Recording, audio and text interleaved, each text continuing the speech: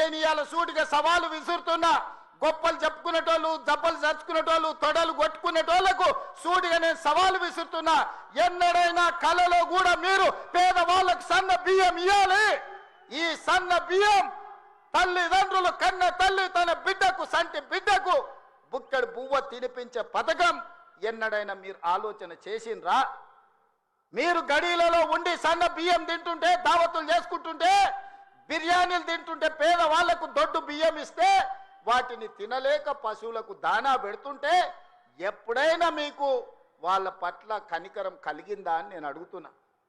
ఇవాళ నేను అడుగుతున్న మిత్రుల ఈ వేదిక మీద నుంచి ఒక ఆయన అంటున్నాడు, ఇంతకాలం శ్రీధర్ బాబు గారు, అడ్లూరు లక్ష్మణ్ గారు అనేవాళ్ళు ఆయన పెద్ద మనిషి అని. ఇక ఆయన పెద్ద ఆయననో కాదో నాకైతే తెలియదు, కానీ ఆయన అంటున్నది ఏందయ్యా అంటే ప్రజాపాలన పోవాలి, పాపాల భైరవుడు రావాలంట. నేను అడుగుతున్న మా మిత్రులను, ప్రజాపాలన ఎందుకు పోవాలి? ఫామ్ హౌస్ల పండుకున్న పాపాల భైరవుడు ఎందుకు అధికారంలోకి రావాలి అని నేను అడుగుతున్న ఈ వేదిక మీద నుంచి.